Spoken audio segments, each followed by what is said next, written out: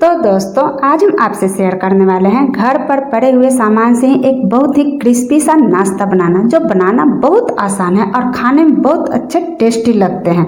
और इसकी खासियत यह है कि एक बार बनाकर एयर टाइट डब्बे में बंद करके रखें तो ये 10 से 15 दिनों तक ये खराब नहीं होते हैं। तो देर किस बात की, चलिए बनाना शुरू करते हैं। सबसे पहले एक बड़ा सा बाउल ले लिए, उसमें 1 कटोरी मैदा डाल देते हैं और सेम उसी कटोरी से 1 कटोरी गेहूं का आटा डाल देते हैं। आप चाहें तो सिर्फ मैदे से भी बना सकते हैं, लेकिन गेहूं के आटे से बने हैं तो ये हेल्दी भी है।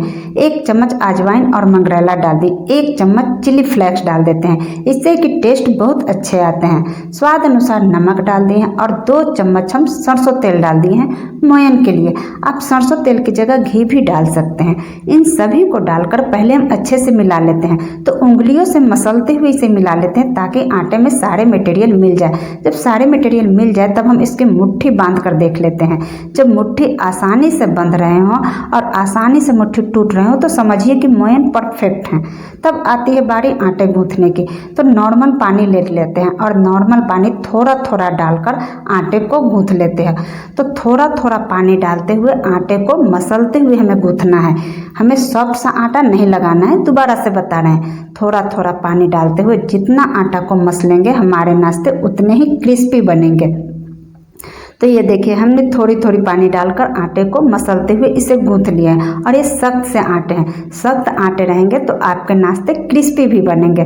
तो जब आटे गूंथ जाए तो इसे हम गोल करके बाउल में ही रहने देते हैं और एक गीला कपड़ा ले लेते हैं, सूती कपड़ा, उससे कवर करके 10 से 15 मिनट तक रेस्ट पे रख देते हैं। अब दूसरा काम कर लेते हैं। तो एक छोटा सा बाउल ले लिया, उसमें 2 छोटी चम्मच मैदा डाल दिए हैं और 2 बड़े चम्मच सरसों तेल डाल दिए हैं। डालकर इसका घोल तैयार कर लेते हैं। बिहार में इसे साटा कहते हैं, यानी कि मैदे और तेल के घोल को साटा कहते हैं। तो हम इन दोनों को घोल कर तैयार कर लेते हैं। तो देखिए घोल हमें ना ज़्यादा गाढ़ा रखना है ना ज़्यादा पतला रखना है, कुछ इस तरीके के रखना है। तो ये साटा तैयार हो चुके हैं, इसे साइड में रखते हैं। अब आटे को देख लेते हैं, जो 10 से 15 मिनट हो चुके हैं। तो कपड़ा हटाकर इसे देख लेते हैं, ये सॉफ्ट हो चुके हैं। तो इसे थोड़ी सी और मसल लेते हैं ताकि इसमें का जो एयर है वो निकल जाए। जब आटे मसल जाए तो इसे बाउल में ही रहने देते हैं। अब छोटी छोटी लोई कट कर लेते हैं और लोई कट करके इसे दोनों हथेलियों के बीच में करके इसे गोल राउंड घुमाते हुए चिकना सा कर लेते हैं, जिस तरीके से कि पूरी लोई बनाते हैं ना, उसी तरीके से। तो ये देखिए इसी तरीके से लोई को हमने सारे लोई बनाकर रख लिए हैं। अब एक लोई लेकर फर्श पर रखकर इसे बेल लेते हैं। तो आटे सख्त थे और मोयन परफेक्ट थे, इसलिए ना तो इसमें हमें ऊपर से चिकनाई लगाने की ज़रूरत है और ना ही सूखे आटे लगाने की ज़रूरत है। फिर भी ये बहुत ही आसानी से बेल जा रहे हैं। तो देखिए रोटी को हमने एकदम से पतला सा बेला है, जितना पतला बेलेंगे उतने ही लेयरदार बनेंगे, कुछ इस तरीके से। तो ये रोटी बेल चुके हैं। तब हम इसमें डाल देते हैं, साटा लगा देते हैं। जो अभी अभी साटा घोल कर तैयार करके रखे थे ना, तो 1 चम्मच लेकर रोटी पर चारों तरफ से फैला देते हैं। आप चाहे तो हाथ से भी लगा सकते हैं या चम्मच से भी लगा सकते हैं। तो अच्छे से साटा लगा दिए हैं और लगाकर चाकू से कट कर लेते हैं। साटा लगाने से कि आपके नाश्ता और भी अच्छे क्रिस्पी बनते हैं। चाकू से पतले पतले से कट कर लेते हैं। तो ऊपर से और नीचे का भाग हाफ इंच की दूरी पर छोड़कर पतले पतले से कट करने हैं, कुछ इस तरीके से। ऐसे देखिए जितना पतला कट करेंगे उतना ही नाश्ता लेयरदार बनेंगे। अब कट करने के बाद देखिए इस सिरे को उठाते हैं, तो दोनों उंगलियों से ऐसे उठाते जाएंगे इस लेयर को, किनारे के भाग को पकड़कर उठाते हुए फोल्ड करते हुए उंगलियों से इसे फोल्ड करते हुए उठाते इसे फोल्ड करना है।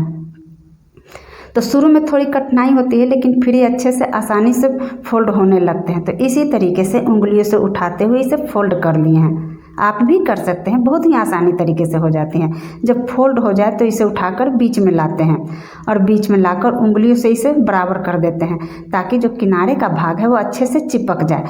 जब किनारे का भाग चिपक जाए तो एक इसका राउंड घुमा लेते हैं और राउंड लगाकर जो अभी साटा तैयार किए थे ना, उसमें दोनों कोनों पर लगा देते हैं। इससे कि आसानी से चिपक जाते हैं और ये तेल में खुलने का डर भी नहीं रहता है।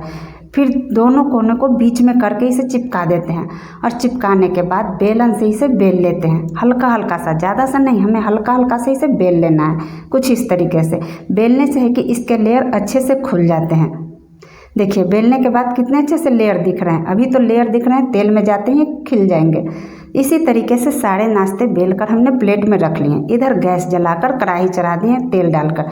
तेल गुनगुने गर्म हो चुके हैं, तब हम नाश्ते को तेल में डाल देते हैं और गैस का आंच कम करते हैं। सारे प्रोसेस हमें कम आंच पर ही करने हैं। जब 10 से 15 सेकेंड हो जाए तब हम करछी से इसे उलट पलट कर लेते हैं हल्के हल्के हाथों से, क्योंकि ये नाश्ते बहुत ही सॉफ्ट होते हैं। अगर तेज़ हाथों से उलट पलट करेंगे तो ये टूट जाएंगे।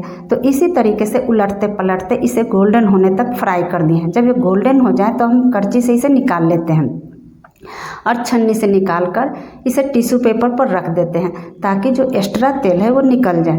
तो इसी तरीके से सारे नाश्ते को हमने तल कर रख लिए हैं। तो ये मेरा क्रिस्पी सा नाश्ता बनकर तैयार हो चुका है। इसके आगे समोसा कचौड़ी भी फेल है।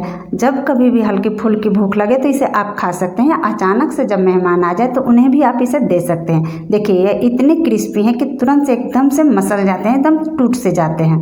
कितने क्रिस्पी हैं। तो आज की वीडियो कैसी लगी हमें कमेंट बॉक्स में लिखकर ज़रूर बताएं।